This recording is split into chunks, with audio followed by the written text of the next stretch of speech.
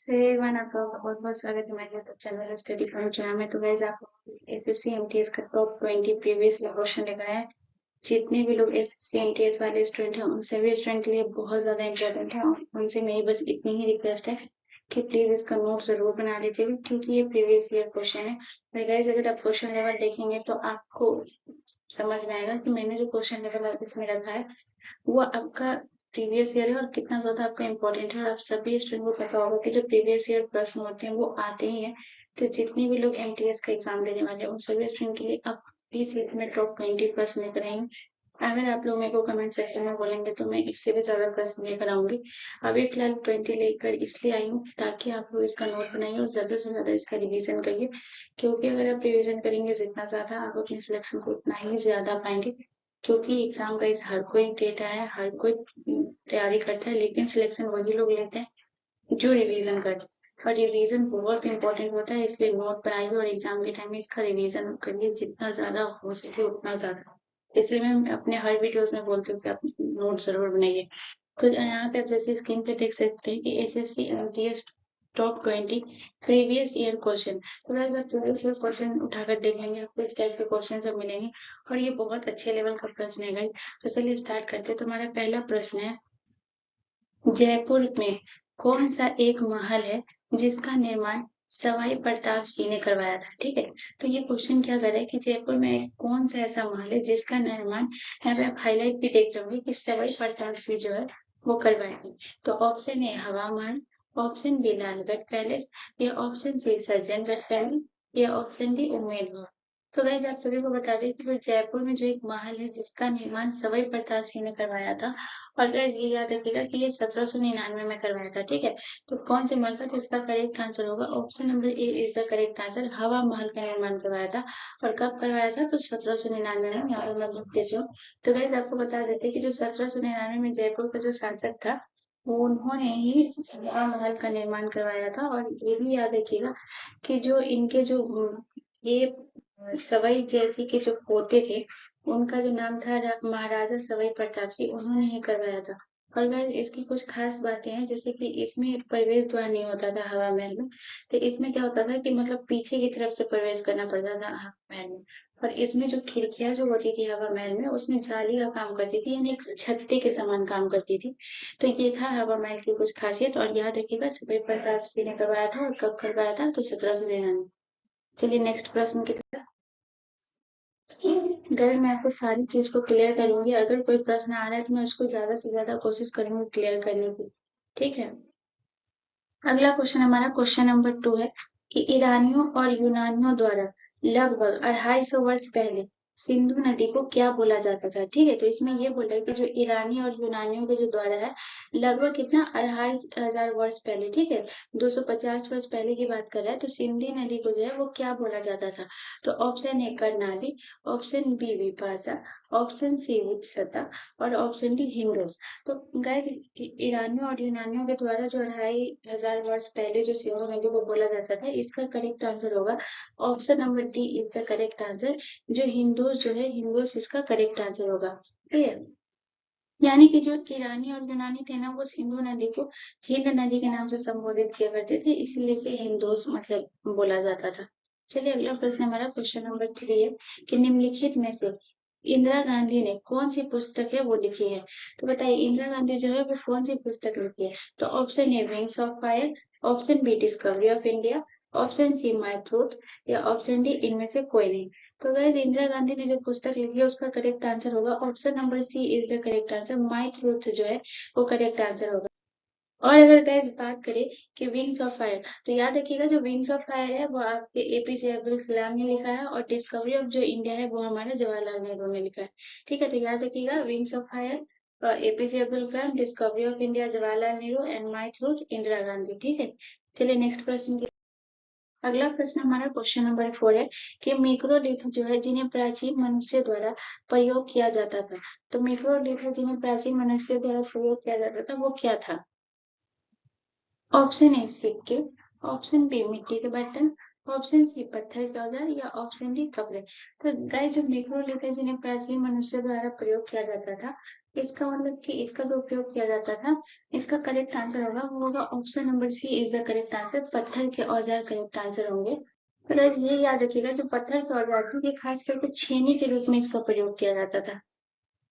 अगला प्रश्न हमारा क्वेश्चन नंबर 5 है कि फतवा ए आलमगीरी नामक, ठीक है, क्या बोल रहा है कि फतवा ए आलमगीरी नामक जो इस्लामिक कानूनों का संग्रह है, किस मुगल शासक के काल में किया गया है। तो मतलब फतवा ए जो आलमगीरी नामक पुस्तक है जो इस्लामिक कानूनों का एक संग्रह है, ठीक है, तो इसको जो है वो किस मुगल काल में किया गया है।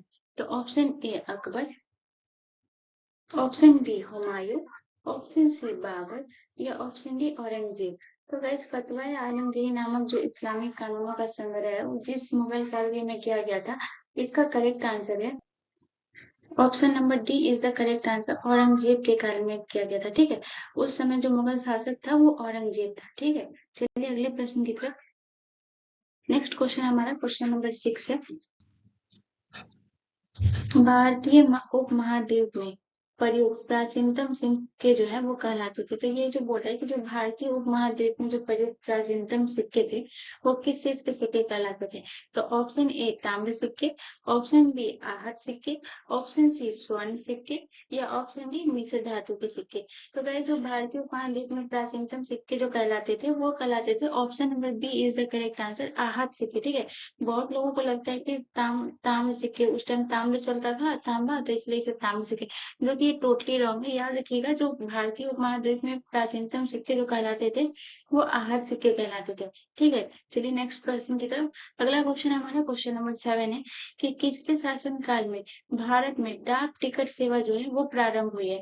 तो किस ब्रिटिश शासन के काल में जो है वो डाक सेवा जो है वो प्रारंभ हुई थी।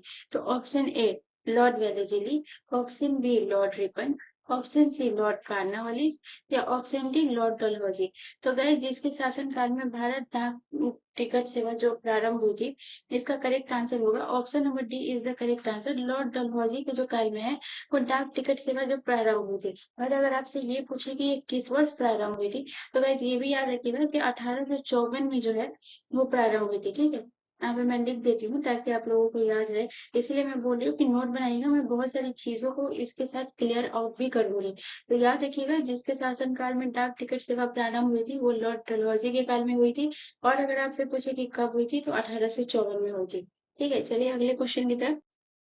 अगला क्वेश्चन हमारा क्वेश्चन नंबर 8 है, कल्याण चालुक्य राजवंश का 900 वर्ष जो पुराना कन्नड़ शिलालेख है वो कहाँ पाया गया है।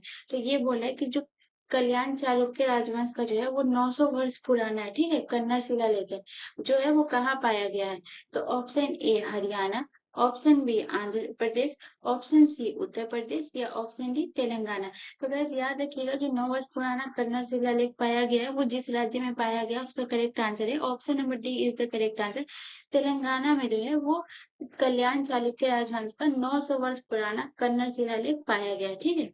चलिए अगले प्रश्न की तरफ। अगला क्वेश्चन हमारा क्वेश्चन नंबर 9 है कि हमारे भोजन में पाई जाने वाली जो स्टार्च और शर्करा किसका रूप होती है। तो गाइस ये बहुत ज्यादा इंपॉर्टेंट क्वेश्चन है और बहुत वीवीआई क्वेश्चन है, आपको ये सिर्फ एसएससी एमटीएस में नहीं हर एग्जाम में आपको देखने को मिलेंगे। इस टाइप के ऐसे प्रश्न स्टेट लेवल के या फिर किसी भी लेवल के एग्जाम आप दे रहे हो कोई भी गवर्नमेंट जॉब का, तो ये याद रखिएगा जो हमारे भोजन में पाई जाने वाली स्टार्च और जो शर्करा है वो किसका रूप होती है।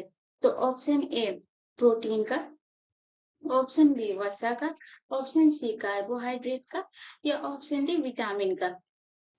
तो गाइस इसका जो करेक्ट आंसर होगा जो हमारे भोजन में पाए जाने वाली स्टार्च और जो शर्करा होता है वो जिसका रूप होती है वो कार्बोहाइड्रेट का रूप होती है, ठीक है। तो इसका करेक्ट आंसर हो जाएगा option number C is the correct answer, carbohydrate जो है वो हमारा करेक्ट आंसर हो जाएगा।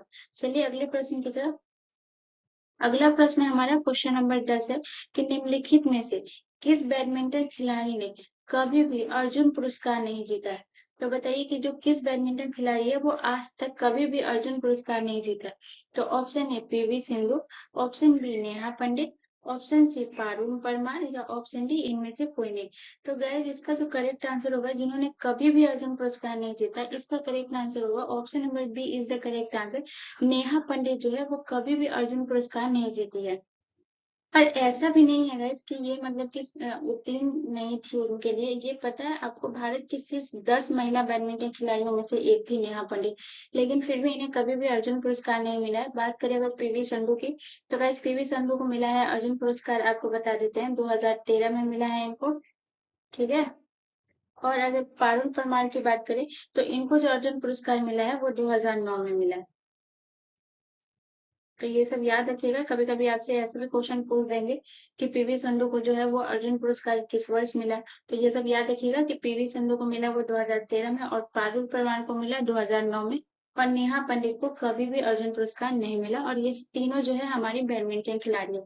चलिए अगले प्रश्न की तरफ, क्वेश्चन नंबर 11 है हमारा कि 2004 को आई सुनामी से निम्नलिखित में से कौन सा भारतीय राज्य जो है वो बुरी तरह से प्रभावित हुआ था। तो इसमें ये बोल रहा है कि 2004 में जो एक सुनामी आई थी उसमें से जो है भारतीय राज्य, ठीक है, यहाँ पे ये बोल रहा है कि जो हमारा भारतीय राज्य है वो बुरी तरह से प्रभावित हुआ था।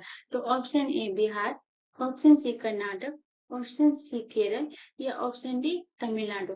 तो गाइस इसका जो करेक्ट आंसर होगा वो होगा option number D is the correct answer. Tamil Nadu में जो है वो 2004 को जो आई सुनामी जो सबसे बुरी तरीके से जो प्रभावित हुआ जो राज्य, वो हमारा है गाइस तमिलनाडु, ठीक है। ये याद रखिएगा। और ये कब आया था 2004 को, अगर आपसे ये भी पूछते तो ये भी याद रखिएगा 26 दिसंबर को आया था, ठीक है। तो तमिलनाडु में भी प्रभावित हुआ था। और इसमें एक और ऑप्शन है जो आपको याद रखने वाली बात है कि जो आंध्र प्रदेश में है, जो आंध्र में है, जो वो भी जो क्षेत्र है सबसे ज्यादा बुरी तरीके से प्रभावित हुआ था, ठीक है। तो ये दोनों याद रखिएगा, तमिलनाडु और आंध्र प्रदेश, ये दोनों 2004 के आई सुनामी से सबसे ज्यादा भारतीय राज्य बुरी तरह से प्रभावित हुआ। तो जरूरी नहीं है कि आपको यहाँ पे तमिलनाडु ही दिया हो, आपको आंध्र प्रदेश में मिल सकता है। तो दोनों चीज को क्लियर आउट रखिएगा। चलिए नेक्स्ट प्रश्न की तरफ। अगला प्रश्न है हमारा क्वेश्चन नंबर 12 है कि यांत्रिक ऊर्जा स्थिति ऊर्जा और किस ऊर्जा का है जो योग है। तो जो हमारा यांत्रिक ऊर्जा है वो एक्चुअली योग है। तो एक तो बता रहे हैं यहाँ पे कि ये स्थिति ऊर्जा का योग है, लेकिन एक और जो है वो बता रहा है कि इसमें बताइए कि और किस ऊर्जा का योग है। तो ऑप्शन ए गतिज ऊर्जा, ऑप्शन बी उष्मा ऊर्जा, ऑप्शन सी विद्युतीय ऊर्जा, या ऑप्शन डी रासायनिक ऊर्जा।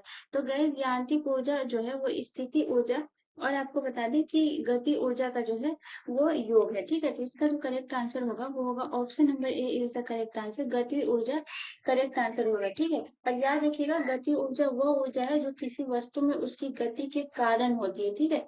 याद रखिएगा गतिज ऊर्जा वो ऊर्जा है जिसमें किसी वस्तु के उसकी गति का कारण होती है। तो ये भी याद रखिएगा। और अगर स्थिति ऊर्जा के बारे में पूछे तो ये भी याद रखिएगा कि किसी वस्तु में उसकी विशिष्ट अवस्था या स्थिति के कारण संचित ऊर्जा जो होती है वो हमारा स्थिति ऊर्जा कहलाती है।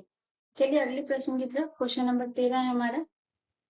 इंडियन सुपर लीग जो है वो एक चैंपियनशिप है, ठीक है। तो ये बोला कि जो इंडियन सुपर लीग है वो चैंपियनशिप है, लेकिन किसका है। तो जिन लोगों को जो जो लोग ये सब खेल देखते होंगे उन लोगों को पता होगा, बट बहुत ऐसे लोग हैं जो नहीं देखते। तो चलिए इसको क्लियर आउट करते हैं। तो option A kabaddi, option B cricket, option C kho kho, या ऑप्शन डी फुटबॉल। तो गाइस याद रखिएगा कि जो इंडियन सुपर लीग है वो एक क्रिकेट चैंपियनशिप है, ठीक है। तो इसका करेक्ट आंसर होगा option number B is the correct answer, cricket हमारा करेक्ट आंसर होगा। इंडियन सुपर लीग एक क्रिकेट चैंपियनशिप है। चलिए नेक्स्ट प्रश्न की तरफ। अगला प्रश्न हमारा क्वेश्चन नंबर 14 है कि भारतीय संविधान का कौन सा अनुच्छेद है जो धार्मिक मामलों के प्रबंधन की स्वतंत्रता से संबंधित है, ठीक है। तो इसमें ये बोल रहा है कि भारतीय संविधान का वो कौन सा अनुच्छेद है जो धार्मिक मामलों के प्रबंधन की स्वतंत्रता से संबंधित है, ठीक है।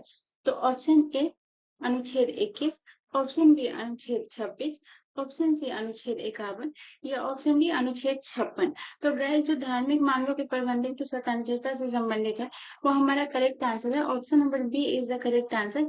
जो अनुच्छेद 26 है ये हमारा धार्मिक मामलों के प्रबंधन की स्वतंत्रता से संबंधित है, ठीक है। तो गाइस याद रखिएगा ये मौलिक अधिकार के अनुच्छेद 26 में धार्मिक मामलों के प्रबंधन की स्वतंत्रता से संबंधित है। चलिए नेक्स्ट प्रश्न की तरफ। अगला प्रश्न हमारा क्वेश्चन नंबर 15 है कि भारतीय संविधान का कौन सा भाग है वो नागरिकता से संबंधित है, ठीक है। तो यहाँ पे ये बोल रहा है कि नागरिकता से जो संबंधित है वो कौन सा भाग है। तो ऑप्शन ए भाग 6, ऑप्शन बी भाग 4, ऑप्शन सी भाग 2 या ऑप्शन डी भाग 3। तो गाइज इसका जो करेक्ट आंसर होगा वो होगा option number C is the correct answer. भाग 2 जो है वो करेक्ट आंसर है, ठीक है। तो भारतीय संविधान का जो नागरिकता से संबंधित है वो हमारा करेक्ट आंसर होगा भाग 2। चलिए अगले प्रश्न की तरफ। अगला प्रश्न हमारा क्वेश्चन नंबर 16 है कि निम्नलिखित में से कौन सी पुस्तक जो है वो मुंशी प्रेमचंद ने लिखी है। तो यहाँ पे ये बोला है कि बहुत फेमस राइटर है, यहाँ से आपके प्रश्न देखने को मिलेंगे। तो बताइए कि पुस्तक जो मुंशी प्रेमचंद ने है वो कौन सी पुस्तक लिखी है। तो option A Gitanjali, option B Garo, और ऑप्शन सी चोखेर बाली, या ऑप्शन डी निर्मला। तो गाइस इसका करेक्ट आंसर जो होगा, जो मुंशी प्रेमचंद ने लिखी थी, इसका करेक्ट आंसर होगा option number D is the correct answer. Nirmala जो है वो मुंशी प्रेमचंद ने लिखी थी। अगर बात करें हम गीतांजलि, गारो और चोखेर बाली की अगर हम बात करें तो इसका इनको जो लिखा है, इन तीनों बुक को, वो रविंद्रनाथ टैगोर ने लिखा है।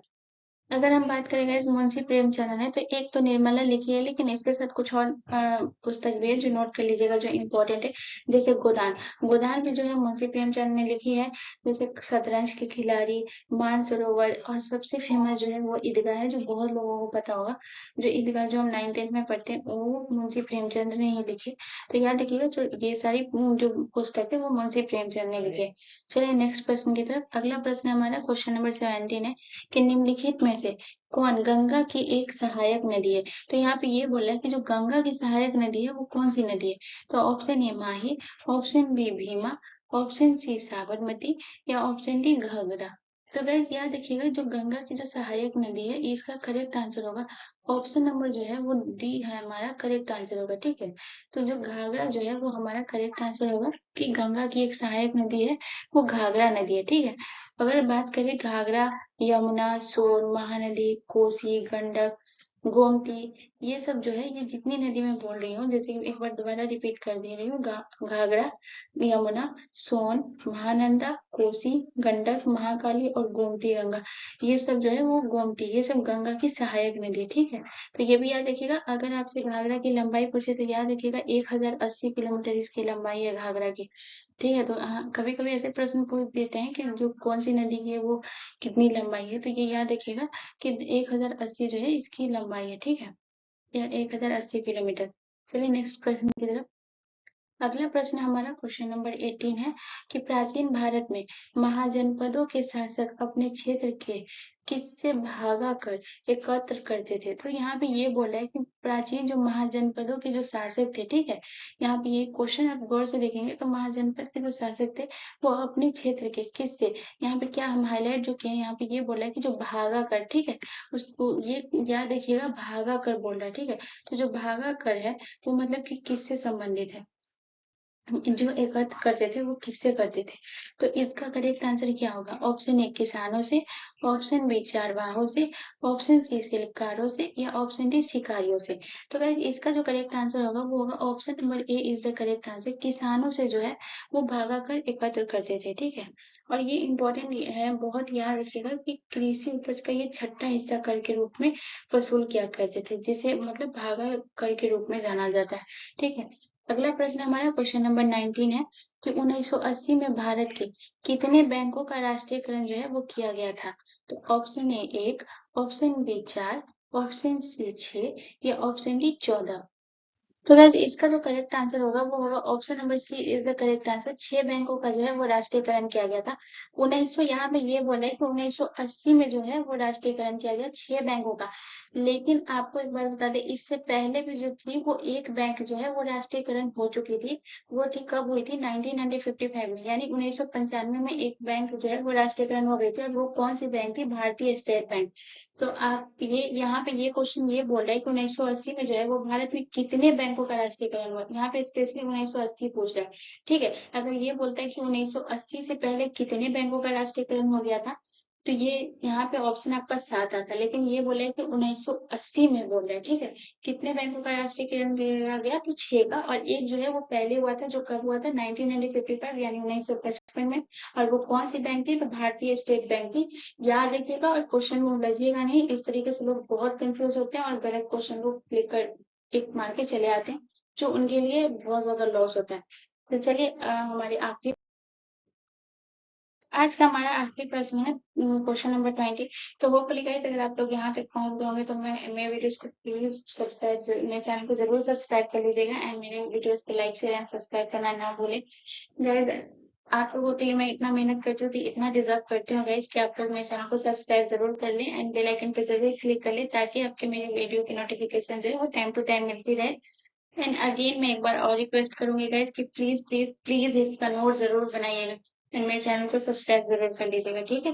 तो आज का हमारा आखिरी प्रश्न है कि 21 जून को अंतर्राष्ट्रीय योग दिवस के रूप में मनाया जाना किस वर्ष से प्रारंभ हुआ था? तो option A 2014, option B 2015, option C 2016 या ऑप्शन डी 2017। तो गाइस इसका जो करेक्ट आंसर होगा 21 जून को अंतर्राष्ट्रीय योग दिवस के रूप में जो मनाया जाना प्रारंभ हुआ वो 2015 से प्रारंभ हुआ, ठीक है। तो 2015 जो है वो हमारा करेक्ट आंसर होगा, ठीक है। याद रखिएगा, भूलिएगा नहीं। तो 21 जून को जो अंतर्राष्ट्रीय योग दिवस के रूप में मनाया जाना प्रारंभ हुआ वो हमारा 2015 से हुआ।